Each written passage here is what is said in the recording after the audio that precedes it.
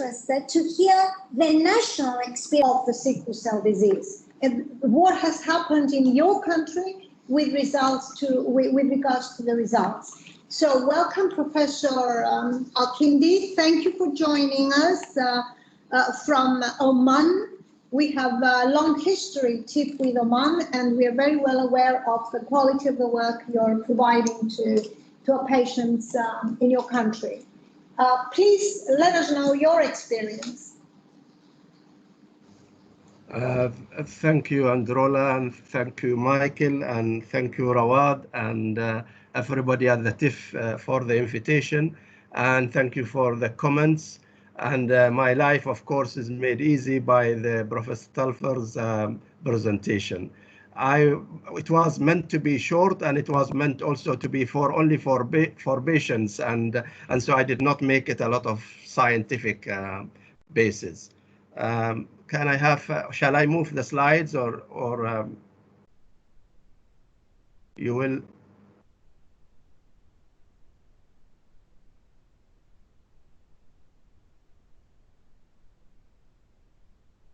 You can hear me?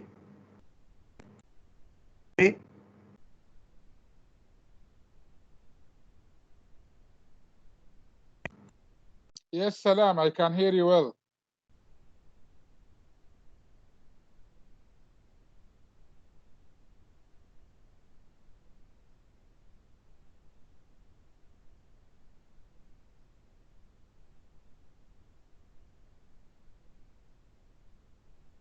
Can you hear? Okay. Okay, good. So if we go next, please. So Oman has about 10% of hemoglobin beta chain abnormalities, including the most common, of course, is sickle cell, and about 2.2 thalassemia. And there are other hemoglobin variants which are accounting for about 10% of the population carriers of the population. And this has been the case for many of the studies that we have done recent times. Next slide, please. Sickle cell is predominantly in the interior and the eastern part of Oman, and the coastal part is dominated by thalassemia, particularly Muscat and al-Batina. And so this is what we see in Oman. Next, please. If you go, yes, go. We have a rare. I'm sorry, but I don't see your slides. I don't know the others. The slides you are sharing. The colleagues are sharing it in the office. I assume that they are. I can see them. I can't see them. Okay, probably is a problem on my side. Sorry. Yeah. I can see them. There are about 8,000 sickle cell patients in Oman, roughly, and similar to the numbers in other areas in the Gulf, as Bahrain, Saudi Arabia, of course, has more because of the larger population. Next, please. We have in Oman a predominantly African haplotype, about 75%. Both Benin and Bantu, and about 26% of Arab Indian or the milder disease. So predominantly African and some Asian haplotypes. Next slide, please. Up to today, up to this hour, there are about 6,043 cases of COVID-19 recorded in Oman. About 1/3 of those have recovered, and about 28 deaths. In fact, there has been 1 death in the last hour since I made these slides. Next slide. And these are only showing we recorded the first case of COVID on the 24th of February, and since then it has been unfortunately rising. We have not reached the maximum yet, but hopefully it will start declining soon. Next slide, please. And these are showing the daily numbers. The largest number was 404 recorded a few days back. Go on, please. These are the active current cases. Next slide. And the death toll, about 0.5% of the whole COVID population, 28 patients died so far. This is in the general population. Next slide, please. So COVID cases in sickle cell disease, we actually, so why do we concentrate? Already covered that these patients are immune compromised. Many of them have splenectomy or autosplenectomy, and some of them are taking immune, and they are frequently hospitalized and of course exposed to bugs and exposed also to strong antibiotics. And some of these patients are also taking hydroxyurea, although there is a debate about hydroxyurea role in viral infections. And some of our patients have also undergone bone marrow transplant. We have over 50 patients with post-transplant in sickle cell disease in our center only. So, these are very important immune compromised patients. Next slide, please. So far in Oman, luckily, we have had only 2 patients with confirmed. We had a number of suspected. Many of them actually tested negative, and so they were treated like the routine patients. We have had 1 patient who needed to be admitted with significant anemia, splenic sequestration, and he received blood transfusion, and he was discharged about 4 or 5 days after the admission.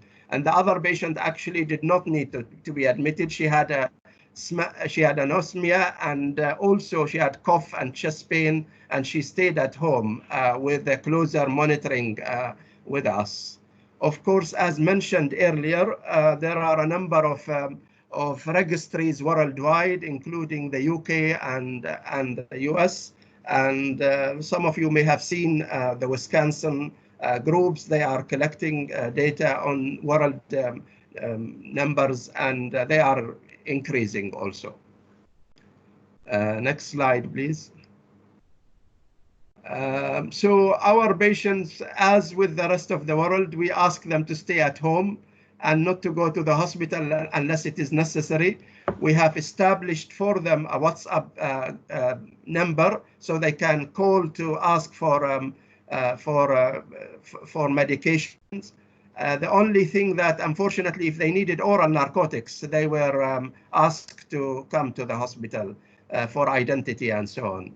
And we have given letters to the patients so that they can be excluded from going to work or working from home, since they are among the group that could benefit from that exception. Next slide, please. Some of the difficulties, as mentioned earlier, with the lockdown, we have a lockdown for Muscat, and many of the tertiary care facilities are in Muscat, and so there was some restriction of movement.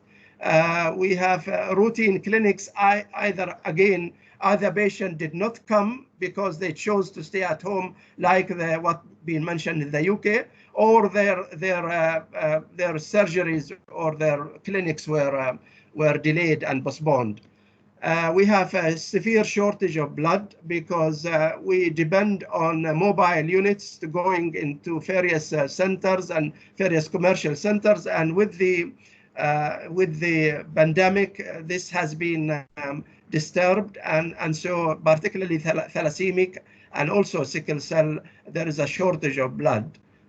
We are dependent on an appointment system for them to come to the donation centers. There is a little bit also of issues with the ward because some of the wards were converted to COVID only, and so there is a scarce of beds even for regular admission. But otherwise, inpatients are going reasonably well, particularly in our center. Next slide, please. These are general that they have been mentioned already. I just want to specifically mention about our, in our region at the moment is Ramadan. And so fasting, all people are fasting during the day. And we have recommended for most of these patients that they should not be fasting because it's very hot and it can affect adversely to their health. Otherwise, all the other are general recommendations. Next slide, please. I think this is my, sorry, I think this is my last slide. Thank you very much. Thank you very much indeed. We are very pleased on the one hand to hear that you only got 2 confirmed cases in a very large population of sickle cell disease. We hope that monitoring goes on meticulously, perhaps reporting as well would be improving so that, but you know, we are still in expectance to see more. Okay, the other professor is from India. Oh yes, Dr. Lucia De Franceschi, who has joined us. Thank you very much. Italy has been one of the countries that has also published results and has taken very prompt measures, I would say, for these patients with hemoglobin disorders in general. Okay, Dr. Franceschi, do you have to, any news in continuation to the published paper that you've had in Italy from patients in Italy? Thank you so much for joining us. Sure. Thank you for the invitation. I think that this opportunity to share information and also to share also impression about this infection with our patient is very important. So I thank the team for this organization. I've just sent to you a PowerPoint with just one slide summarizing the situation of our patient both with beta thalassemia and sickle cell disease in Italy. The Italian Society for Studying Hemoglobinopathies has set up a registry to record all the different cases of patients with sickle cell disease or hemoglobinopathies and COVID-19 infection, which are being collected. We also collect the complication, either whether the patient were hospitalized or not, or were treated at home. And we are now collecting serology as soon as it becomes available all over the standardized and available all over the country. I don't know if you can show my slide, or I can do that by sharing screen. I don't know. Sharing screen.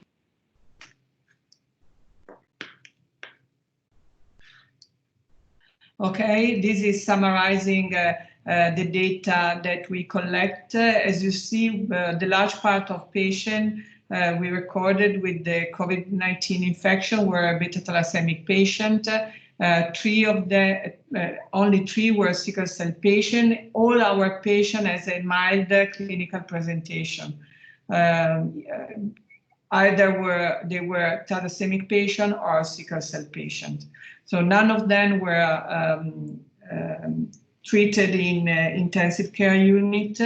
Half of them were treated at home with the consultancies by phone, daily consultancies, and the other 50% were hospitalized in not intensive care unit. As you see, the main clinical symptoms were represented by fever, cough. Some of them experienced fatigue, and that were more intense than what they have experienced in their life before. Very interesting. We have just 2 patients that were placed under support, and these were one patient with beta thalassemia and the other one were the patient with sickle cell disease that had before the COVID-19 infection and pulmonary hypertension due to the microthrombin events related to sickle cell disease. In the comorbidity graphs that you have in the bottom on the left side of the slide, you see that the large part of the patient has been reported by the others had splenectomy or have a functional asthenia. So that's I think is a very interesting element to be considered in the future analysis of the data that we can collect or we can discuss together. Concerning the beta thalassemia patient, you see in the upper part of the slide, they were divided according to the iron chelation therapy, and you see that the large part of them were treated on the Ferrazevox. So that's basically the setting of our patient in Italy with hemoglobinopathies and COVID-19. We have just a few cases in children that are not reported in this slide. As you see in the map on the left, the distribution of the patient is just reproducing the epidemiological presence of COVID-19 throughout the country. So the large part of the patients were isolated in Milano and Milano area, and then the others were distributed in all over Italy. What is lacking, and I think this is common also in other countries, is to know how many of the patients that were either staying at home or milder, very milder clinical presentation and a positive tampon. So the serological analysis that will be very important in perspective to see the real impact of COVID-19 on our patient. Lucia, it's been very helpful putting it together on a slide. It does confirm that in your case, milder symptoms were actually associated with COVID, both in sickle cell disease and in thalassemia. Contrary to what Paul has just described in the UK, it's very impressive also the fact that most of the patients were in the northern part of Italy and not in the southern where most of the patients are. Okay, we'll go ahead to see what the Andrula, may I comment just on this last yes. thing Yes. that you said? Yes. This is not true anymore, this huge difference concerning either beta thalassemia and sickle cell patient for Italy. So basically in the north of Italy, you have both sickle cell and beta thalassemia patient, as well in the south of Italy. So the distribution of this virus and infection is different in Italy. It's more severe and more spread throughout the regions in the north of Italy compared to the south of Italy. So probably this is just similar to the number of patients that have been touched by COVID-19, which were the large part in the north of Italy compared to the southern region. Okay. A clarification. And UK has just been covered by Paul. Dr. Perla Eleftheriou is on the line, but I think, Perla, if you agree that Dr. Paul Telfer has covered everything that you probably wish to comment on the UK. Is that so? Yes, of course. We're all in the same team. Nothing else to comment. So thank you for staying with us and perhaps responding to different patient questions. Our friend from the Kingdom of Saudi Arabia is with us. We have had a webinar with Kingdom of Saudi Arabia a week ago.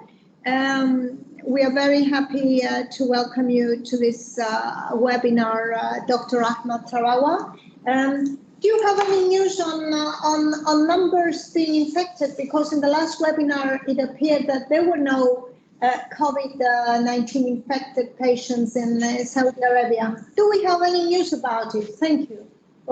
Yeah. Okay. Hello, you can see my slides? Yes. Or you need to control it from your side? You can control. You can control. We can see you. We can hear you. If you can't see my slide, I'll go ahead. No, we can see your slides. Go ahead. Thank you. Okay. In Saudi Arabia, I'll go very quickly. That there is a lot of measure we have made in Saudi Arabia since we start to know about the COVID-19 problem in China.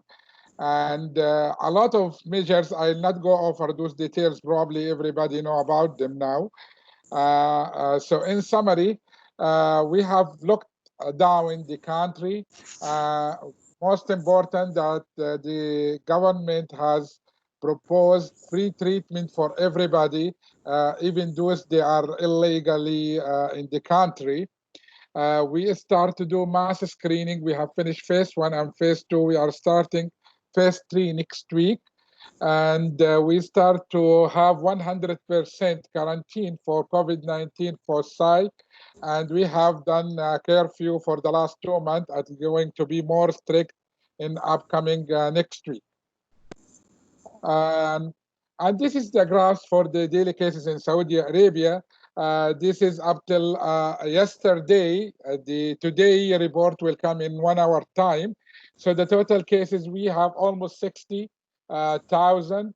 But the good news, yesterday we have that total recovery was 53% of our patients. And the active cases, it is 47. For the first time, we are crossing the curve of the recovered over the active cases. The death rate is 0.5%. And this is good news in Saudi Arabia compared to the rest of the world.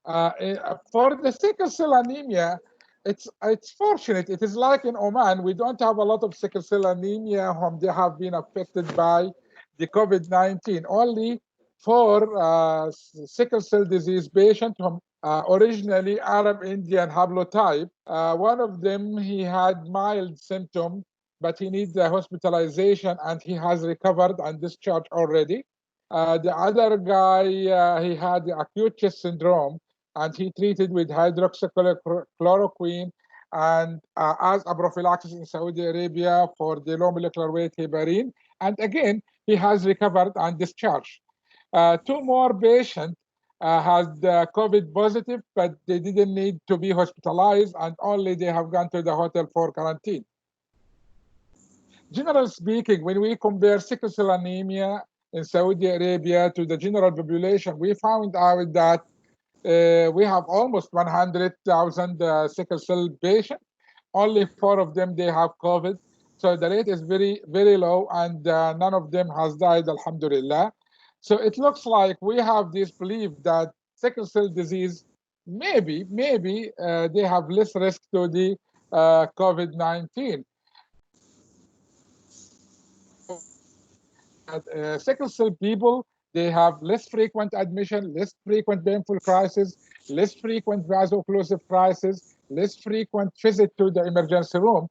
Whether this has something to do that they stay at home and they don't subject themselves to the street and to the work or whatsoever, so they're getting better, or they don't want to come, or something else. In Saudi Arabia, every time from now and then they produce or reproduce a COVID-19 protocol for treatment. Currently, we are following 1.4 protocol, and we classified patients into suspected cases or confirmed mild, moderate, and severe and critical. I will not go over those this year. We have proved hydroxychloroquine early on. Earlier, we have introduced Zetromax, but we have removed it now. Even in sickle cell anemia with acute chest syndrome, we don't treat them with Zetromax just in case they tend to be COVID. Antiviral, the remdesivir, and anti-cytokine release tocilizumab. Thromboprophylaxis for adult and for pediatric has been approved in 1.4. There is about 15 guidelines for specific disorders and specific group of patients, including sickle cell anemia. There is a special protocol from Ministry of Health to treat those patients. I will not go over the details, but in the instruction that how we deal with the patient, they have to have an access, phone access to the hospital where they get the instruction. They need to continue on their medication. We open the virtual clinics. Before they come to the hospital, they need to contact us and tell them where to go exactly, and we try the best to exempt them from emergency room crowdedness or so. So they need to be seen immediately. We advise them, if possible, to treat themselves at home before they come to the hospital. And there is an instruction for the people in emergency room and the inpatient what to do. A special instruction for the vaso-occlusive crisis for the patient and for the hospital team, what they need to do. And our aim to reduce their presence in the hospital to the maximum we can, just to avoid them to subject to the COVID-19 other patients. For patients whom they are symptomatic, they need to come to the hospital. They need to come to the special place, and there is they need to do. We ask people to do transfusion, and for those patients in particular, not like regular time, exchange transfusion. Again, it is unproposed for sickle cell patients. Alhamdulillah, none of them need something as such for those patients. Generally speaking, in Saudi Arabia, we have open voluntary health care. We get ready for a huge number of patients with temporary hospital and portable hospital. Every single staff in Ministry of Health is ready to work as intensivists. For the population, we have apps to follow them. We have dilute the crowdedness, mass screening, good education for the people. We have an agreement with China to run 9 million tests in Saudi Arabia. For the patient, we have run virtual clinic, home delivery of their medication, blood donation, which is a problem at the beginning. Now it is not a problem because there is a special car going home for the donor. They need not to come to us. The counseling virtual clinic, redistribution our medical staff that 50% they work, 50% they will get off. So if somebody gets COVID, we have a replacement. And that's it for Saudi Arabia, and ready for question. Thank you. Thank you very much indeed. We are again very impressed. It is incredible in my mind that amongst 100,000 sickle cell disease patients in KSA, there were 4 cases, and these mild ones. And may I just ask, is your registry comprehensive, covering across these 100,000 patients? Because similar results are being reported to TIF from other countries, even from Greece, and Effie's, I'm sure, is on the line. No sickle cell disease patient amongst the thousands in Greece has been infected or presented with any symptoms. So we need, Paul and Perla and others together to see why this is happening. Hopefully, congratulations to KSA for giving free treatment to everyone. And that's because we know there are many non-nationals there that needed to receive treatment. Thank you very much on behalf of TIF. Now, there has been an omission on my part, and I apologize, because on the line there are 2 members of the board in this webinar, and that's Mrs. Shobha Chuli, I think, from India, who is the Vice President of TIF, and she's been with us for so many years all along, and also George Costantino, who is everywhere, of course, with TIF since its establishment. So that was an omission. They are here with us on the panel. Before I go to our last speaker, Professor DPN from Nagpur, can I just ask any one of the patients that has a burning question, because we may have some of our speakers leaving, like Paul, Carla, or our friends from KSA or Oman. Is there a burning question, Effie or Nicolas from Cyprus, or anyone from across the world that has a burning question from our panelists, for our panelists? Right. Can you write on the chat if there's any burning question?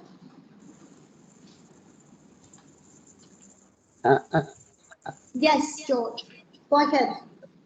Just a question mark with regards to the carriers of sickle cell or with thalassemia. Does that actually have an impact on the patient who has caught the infection and is in the process of recovering? Does it interfere with his recovery at all because he's a carrier? I'm thinking more of the sickler. Shall I have a go at that? Have a go. Yes, Paul. Yes, Paul. Yeah, a very good question, and I think nobody really knows, but there is some concern in the UK that sickle cell carriers may be at slightly increased risk. The observation is that the COVID epidemic has affected the Black and ethnic minority population disproportionately in terms of numbers of infected and in terms of severe outcomes. And it's not entirely clear why. And there may be other socioeconomic factors, poor housing conditions, crowded, difficult, the need to go out to work even in the height of the epidemic that has impacted on that. But there is a possibility that somebody who's a carrier of sickle cell, if they get very unwell with hypoxia, with pneumonitis, may start to sickle. And we don't know the answer to that, but I think it's quite important to try to use the information that we have in national data sets to try to understand that a bit better. It's quite important not to raise too much concern about this, because obviously there are very large numbers of carriers living in different parts of the world, including Africa, and it's certainly by no means clear that that is the case. But may I contribute to just Paul? What he mentioned, and I think is one of the key interpretation of the data, is about the social impact, because in Italy, where the distribution of the virus was really dramatic and was the first country that was the European country that was touched by the infection, what was very interesting is that even in regions of Italy where we have Black population or population from with African descent or even with other descendants, like from, South America, the number of patients that were hospitalized coming from this community was very small. So the Caucasian patient was dominating the emergency department. And this, I think, is mainly related to the isolation of the community within the nation compared to other countries, but also to the social levels of patients. So the ability for them to be in a safer context. So I think the major player here concerning the carriers, whether they are not involved or Black people are involved or not, is mainly related to the social context we are looking for. And I totally agree with Paul about the risk for sickle carrier and COVID-19. So the number of carriers is so huge that it's going to be diluted compared to the not sickle carriers. So I don't know that we are going to see any major differences between carrier and not carrier. Thank you so would like much. also to make a question. Yeah. I would like also. Yes, yes. Yeah, thank you. I would like to ask Mr. Teffler, because maybe it's not very clearly understood by me through his presentation. I understood that as cases identified with COVID-19 were registered also cases where had some symptoms, but the test was negative. Is this true? Because that was not very clear to me. Yes, good question. Sorry, I didn't make that very clear. Our cases included those who had a positive swab and those who were clinically suspected of having COVID. And about 70% of them had positive swabs, and the other 30% roughly were either negative or clinically suspected. This is a difficult area because we know that the test is not 100% sensitive.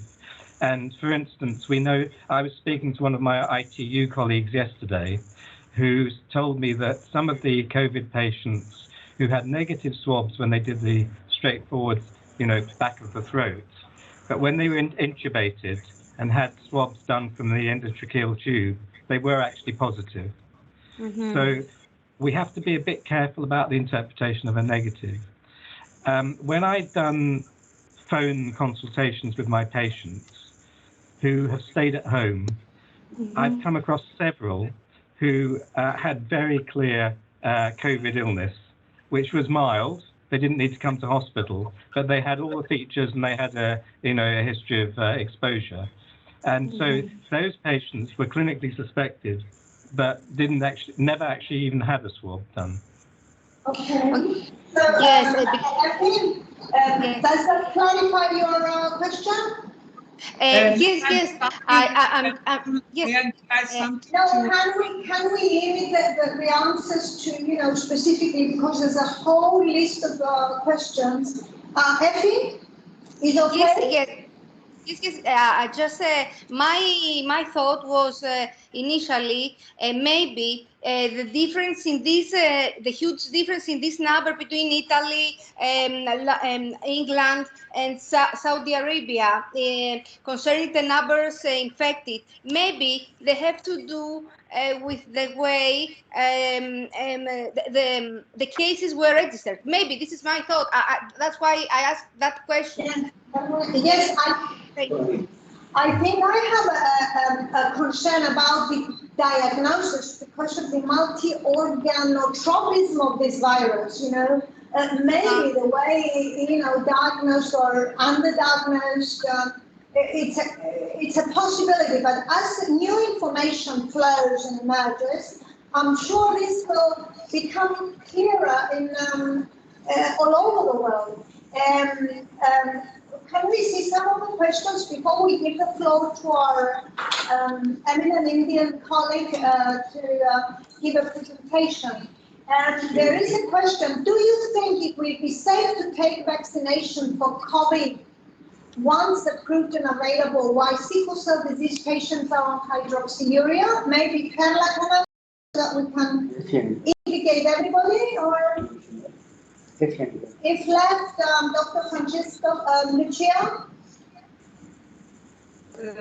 Yeah, so one thing about the previous comment on Paul. So I had COVID-19 infection, okay?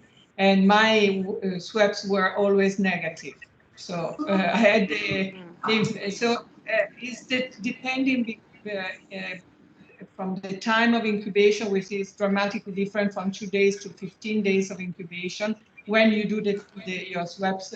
So it will be very important when we are going to do the serology of our patients, to know the really number of patients that have been touched by the infection with mild or very small clinical presentation and say what is the real impact in our patient. But the picture that is coming out is that we have a variability in clinical presentation, and generally is less severe than what is expected by the severity of the organ damage that our patient has. That seems to be the general, so it's not worse, okay?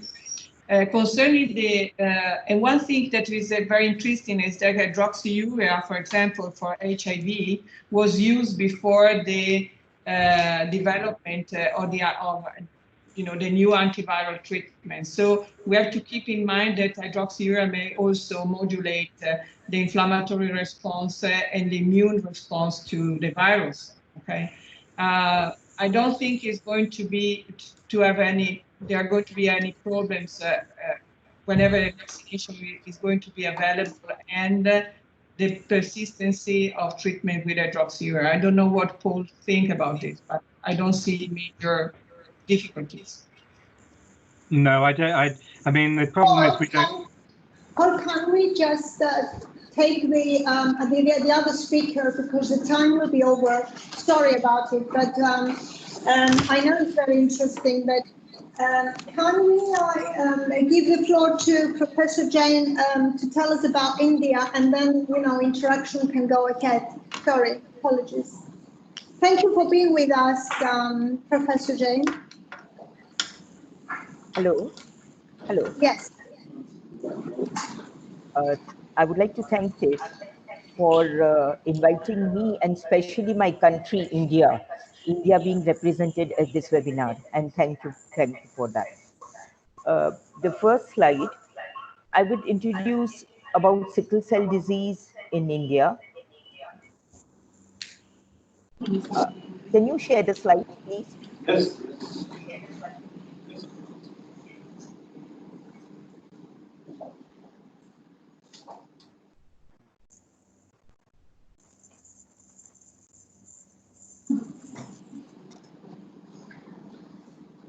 Yeah, that's next slide.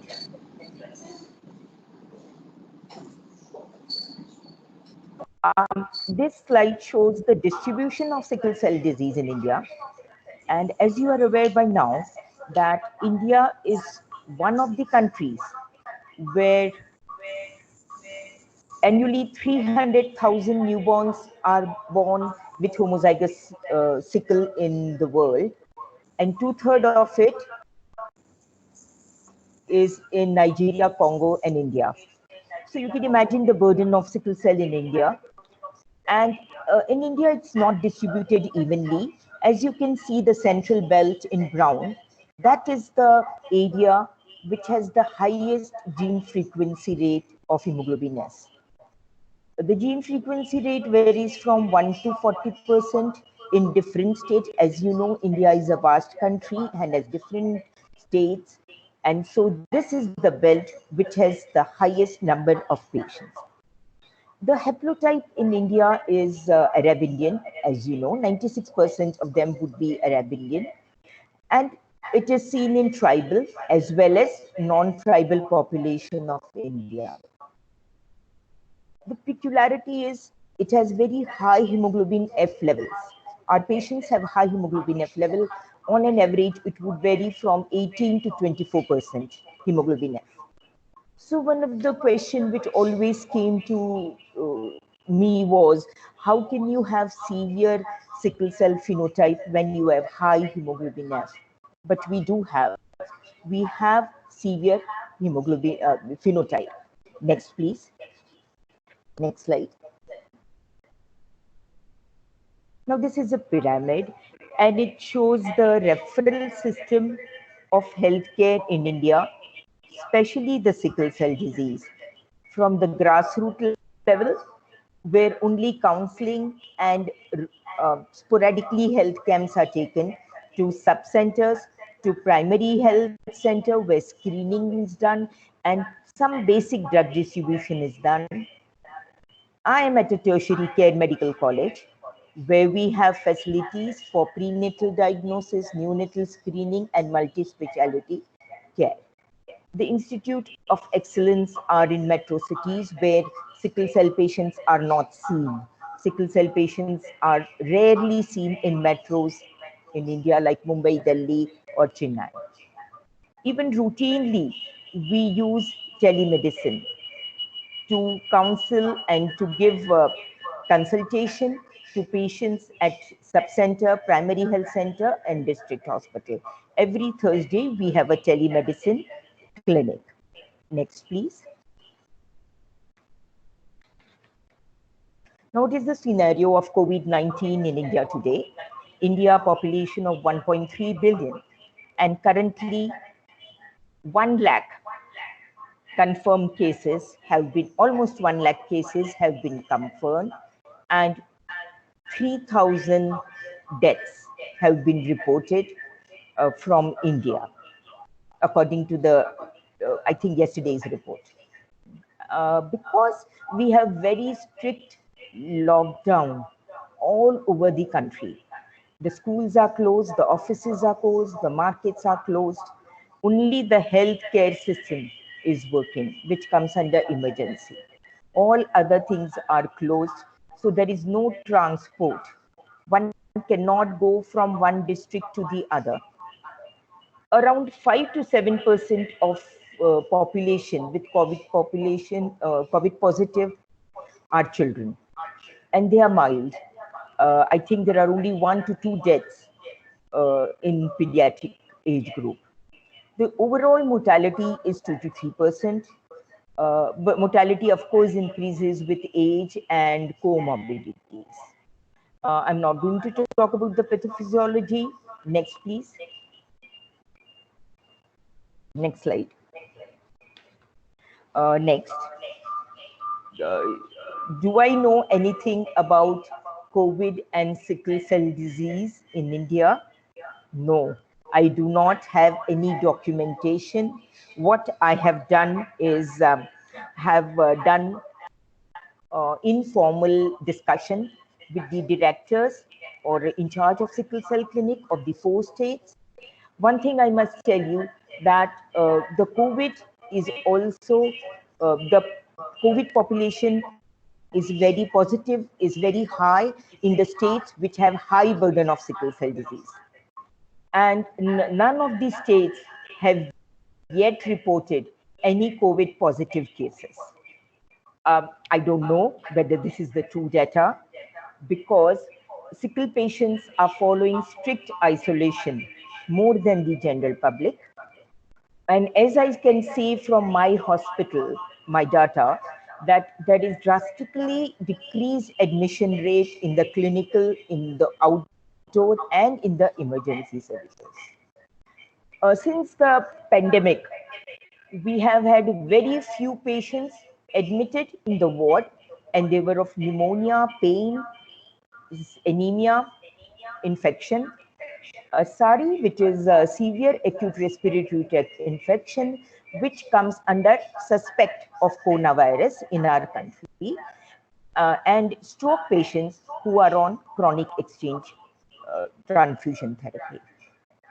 So I will talk about the 4 SARI patients who were admitted in the COVID hospital. Our GMC, our medical college, has a COVID hospital, and the 4 SARI patients with sickle cell were, one was acute chest syndrome, 2 were pneumonia, consolidation, and the other 4th one, the CT scan showed pulmonary thromboembolism. However, their throat swab reported negative for COVID-19. The age group of these 4 patients varied from 13 to 28 years. Next, please.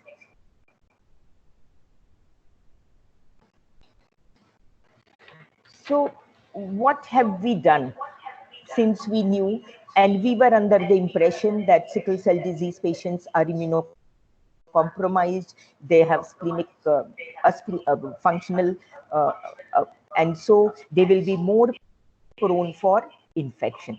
So the very first day when we got this educational information from Sickle Cell Association of America, we translated the information into Hindi, and we made it specific to Indian context, and we communicated telephonically because in India many of them cannot read, so we had to call whomsoever we could call, or we have a WhatsApp group for hydroxyurea patients, for newborn follow-up patients, or those who are screened during newborn period. Then we have stroke, we have nephrology group. So we disseminated this information. Then we did rescheduling and reorganization of our pediatric and adult sickle cell patients. We told them not to, because they come on in groups to collect hydroxyurea. One thing I must tell you that in India, everything for sickle cell patients, investigations, blood transfusion, and medicine, everything is given free at the public sector. And most of the patients are poor, and they would seek public sector to get the drugs.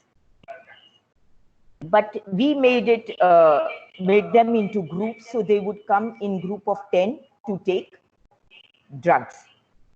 I think we have gone back one slide. Can we go back to the slide?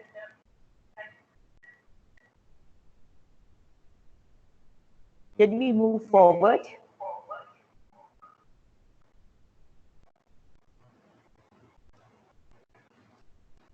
Anyway, we used telemedicine. I can't get the slide. And I think the most important problem was of drug delivery.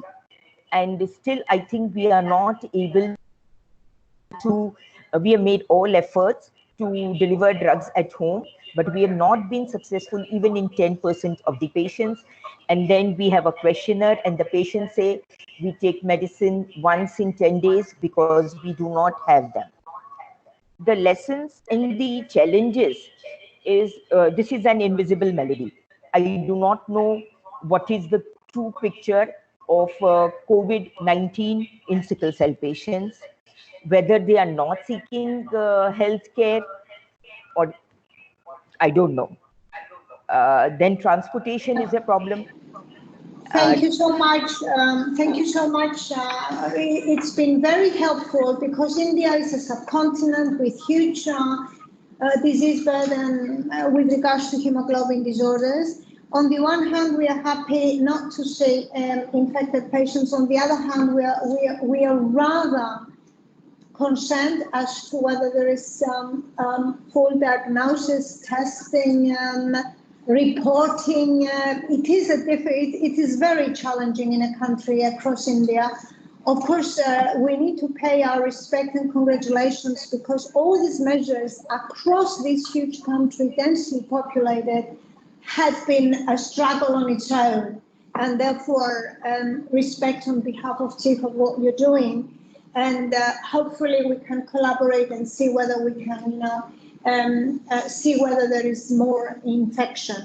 However, having said that, we haven't seen in India, we haven't seen in KSA, we haven't seen so much in Oman, but we haven't seen anything in Greece, and we haven't seen anything in the Netherlands, and we have the Netherlands friends over here. So Paul and Lucia, the European colleagues, we are really puzzled on what is happening because Netherlands has also a huge population of sickle cell disease patients as well as Greece with no infection, and they are countries with national registries and very good reporting system. So let's see whether we can answer any questions. Mrs. Chuli is questioning about the home blood transfusions. Is there any other question from our active group of sickle cell disease? David, Thomas, any questions to the panelists? Or and Rula, can I have a question? Yes, Mrs. Chuli. Yes, of course. Well, I just want to have one clarification from all the speakers. That is, in some countries, in some of the private and the government hospitals, the doctors are making it mandatory to test all thalassemia patients for COVID-19 before taking the blood transfusion. Do you think it is necessary? Does it for the, will it is for the safety of the patient, or is just the safety of the staff? Testing, no. That's a very good comment. Thank you. So it does confirm more or less that. If I may comment on that, due to the spread infection that was in Italy, I think that the choice. I'm still on, or is something broken? Hello. We can hear you. Yeah, we can. Because everybody is frozen, so I didn't know whether I was out or in. So basically, the answer is that the test is for the staff and also for the clean of the area where patients are going to be transfused. Whenever we had a patient which is COVID-19 positive that needs transfusion, he has a dedicated pathway and a dedicated area of transfusion. So I think it's just a question of protection of the staff. Okay, thank you. Miss Julie, Yeah. what do they do? George, wait a minute. Can we have a sickle cell disease patient to ask a question, please? No? So read out the questions. George, stay a little bit at the behind so that, sickle cell disease patients can take the floor. Mikhail, can you read out the questions? Can I? I'd like to see a question. There are many. No. A huge question refers to the splenectomy, whether splenectomy on its own is a risk factor. I've got about 15 calls on that, or whether splenectomy plus a comorbidity makes it a risk factor. So that's one usual question. And perhaps, anyone can answer. Yes, I'll give it. Dr. Ahmed. Yes. No, there is something where no one of us can make it very clear that the same question you are asking, that what is happening in sickle cell anemia, why the number of COVID positive sickle cell are low. Again, in sickle cell anemia, they have autosplenectomy, many of them, and many of them, they have splenectomized surgically. But again, we didn't notice that they are at higher risk. We deal with them as all sickle cell anemia, not only the splenectomized, that they are high risk.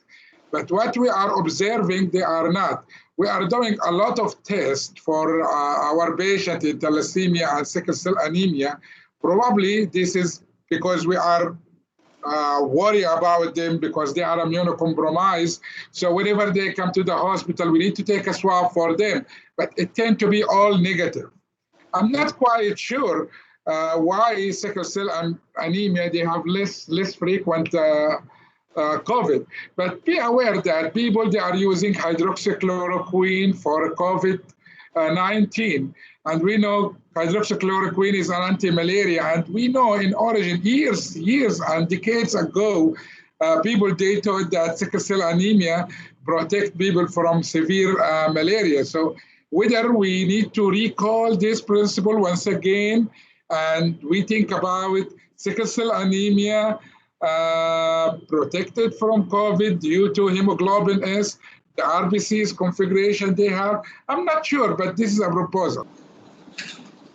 We have only 2 patients, and none of them actually received antiviral. So I can't say specifically about our own local experience. I am a little bit hesitant about Dr. Ahmed's suggestion that they might be protected against viral infection, although we have looked at HIV, for example, in sickle, and we don't see any HIV, although we have about nearly over 20% of hepatitis in sickle cell patients. But again, HIV is not so prevalent in our country, and so And there has been a suggestion that HIV or sickle may be protective against HIV. So this idea is not completely out yet. And also sickle cell disease in many countries is within the indigenous population versus other countries where they're amongst the immigrant second or third generation and maybe different socioeconomic standards. We need to, analyze this later on altogether. Some other questions that are on the chart, Michali? No, there are no questions on the chart. This is what I just said. That's why I asked for a comment on the use of antivirals. Or else, George. We have patient in antiviral therapy, and we didn't observe any major effect, except for some increase in transaminase, and that's it. But mild and comparable to what was observed in non-sickle or non-thalassaemic population. Thank you, Dr. I wanted to comment on the hydroxychloroquine and G6PD. And of course, this is an important issue because in our country, at least about 25% of the males are G6PD deficient. But we have been using hydroxychloroquine for other uses, and we have not had problems with hemolysis with G6PD. I don't know our colleagues in the UK or Italy whether they had any issues relating to hydroxychloroquine.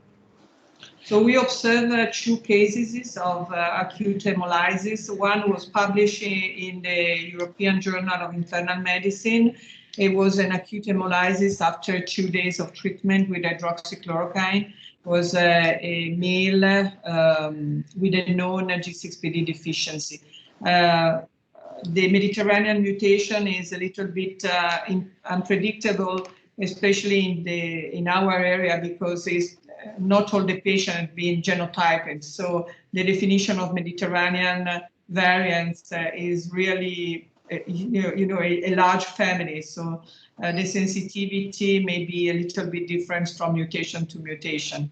And there is also one paper published in the American Journal of Hematology showing an acute hemolysis in a patient with G6PD deficiency. The African variant for G6PD should be not really affected by hydroxychloroquine treatment. Thank you, Dr. I would like to ask one question. So the treatments used in the countries where sickle cell patients were infected, the treatments used were antivirus drugs and hydroxychloroquine, or were there also some other treatments? And I would like also to ask if a patient with sickle cell has a good,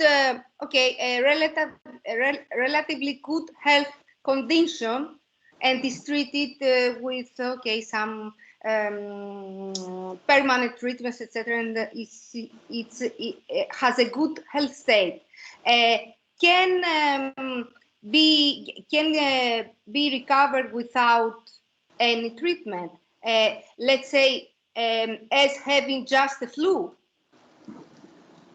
with in home with a lot of fluids and water and good food, etc., and all these things. It's about the question about the treatment, how to recover. Any of the doctors want to respond to that? Well, Sorry. You go ahead. Yeah.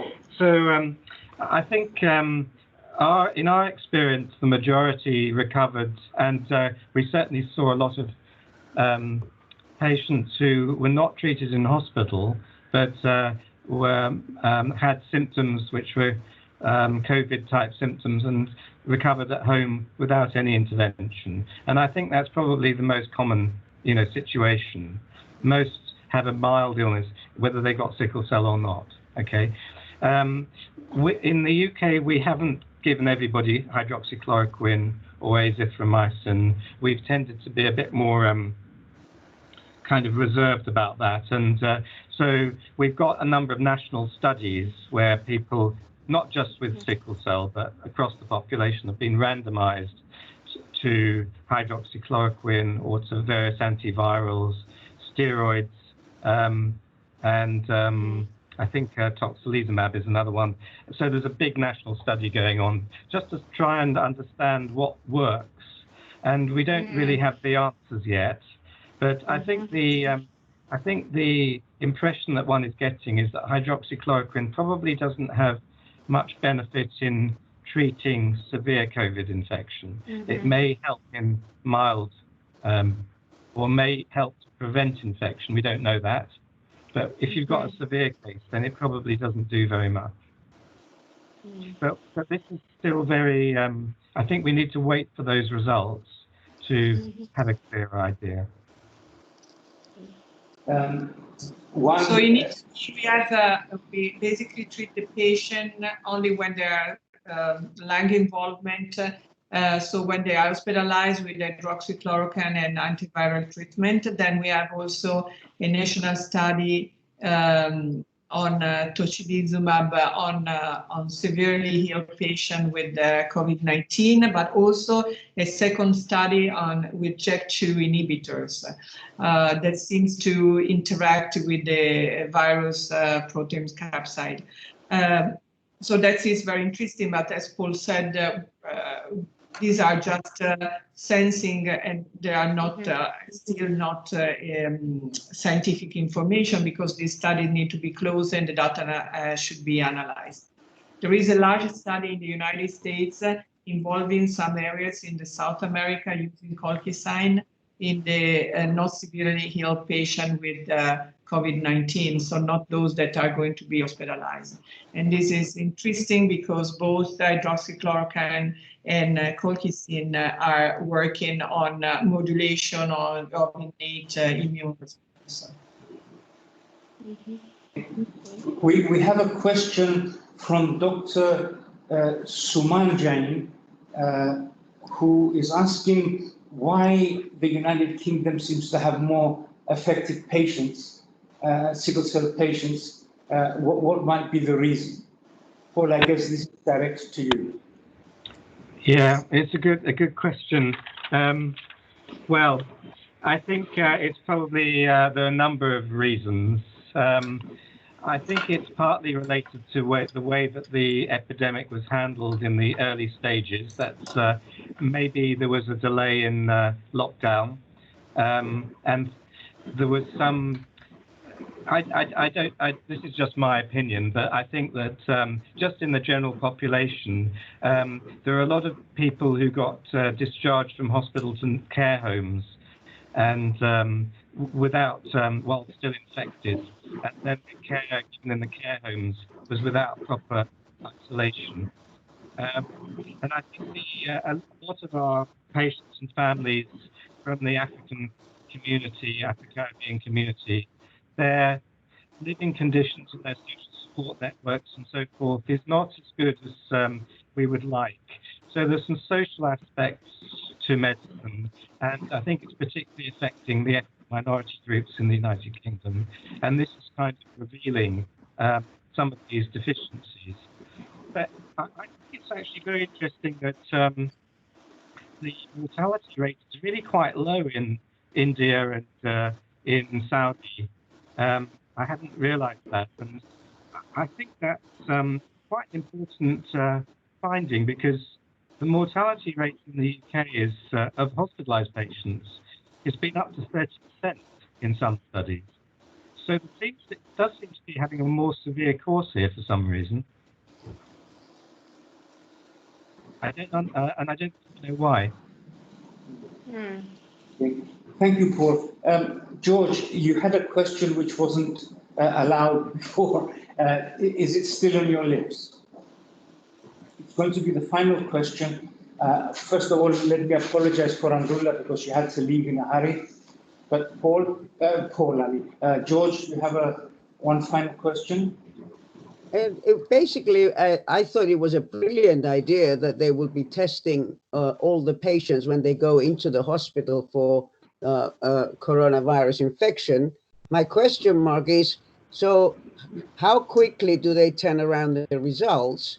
And what happens if that patient is actually shown to be infected? What do they do? I mean, in Italy, we were told they have a different pathway. Is that the same case in India? Can I make a comment, George?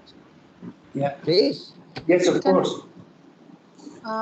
In India, in one of the hospitals, one of the patient was found to be positive, COVID-19 positive, because the test takes 24 hours for the result. So that patient was sent back home and was quarantined. And after a few days, then only, they repeated the test again. And then, they brought him again for the blood transfusion. So that's what in India they are doing it, even in the not in the private hospital, but in the government hospitals also. And what we are told is that it is for the safety of the patients as well as for the safety of the doctors and the staff. So what happens to the patient with the low hemoglobin? If it takes him 2 weeks, was he quarantined 2 weeks? No, it was this particular patient, he was sent back home. And then, they tested him after a few days and then it was found to be negative and then he was brought. But of course, he did not receive the transfusion for 10 days. Right. Yeah. Because if it is found to be positive and he comes to the hospital and then, would have taken the transfusion, then he would have infected the other thalassemics as well. So that's the reason they give us that each and every patient has to be tested. That's why, in theory, you should have a different pathway. So I want to ask Dr. Paul whether it is being happening in any other part of the world or it is only in India in some places. Do you think it is so necessary to test all thalassemics or the sickle cell for COVID-19 before they take the transfusion, or it is not required? Well, that's a debate that we're actually having in our institution at the moment. I think we should in the UK and in London, because I think it will be protecting the patient and the healthcare staff. But it's quite difficult to actually implement that, and one of the problems is, are you going to get a result back within the 48 hours between the sample and the transfusion? And secondly, what do you do if the result is positive or if the patient's got symptoms? We had a kind of pathway for those with suspected infection to be transfused in another area, and we would continue doing that. But that's just our institution. I know that there are one or two other centres in London that are doing that. I think, Perla, you're doing that, aren't you? Perla? No, Perla's left. Yeah. But I think there are 2 or 3 centres in London that are doing that. But it's not a kind of national recommendation at the moment. Yeah, no, and also it doesn't stop you from transfusing. The patient, if they need blood, they need blood, and they must receive the transfusion and not wait until an RNA test result is given. There is one final question from Nicholas, who is asking whether the high temperatures in some of these countries like India, Saudi Arabia, Oman, and even Cyprus, which today is at 43 degrees centigrade. So Nicholas is asking, could the temperatures be one reason for the low positive cases? Actually, if you allow me to say something, no, I don't think so personally, because we have till today almost 60,000 patients with COVID disease. So if the temperature has something to do with that, we will not have this number. It has something to do with the sickle cell anemia. I don't think so. Previously, 2 months ago, we thought once the summer will come, we will get rid of COVID. Actually, the reverse. There is more cases now. I don't think so myself. Okay. So if Nicholas is satisfied, I think I have to Thank you all for being present. This is a discussion which is very useful, a lot of exchange of experiences, and I think we should repeat it every now and then to really, because as time goes on, more and more experience is gathered. And the more experience is gathered by one center, it should be shared by others. And of course, the patients always are anxious and need to be informed. Thank you all very much from TIF, and I hope we meet again very soon. Thank you, everybody. Thank you. Thank you. Thank you very much. Thank you. Thank you. Thank you, Mike. Thank you. Thank you, Michael. Thank you very much. Okay.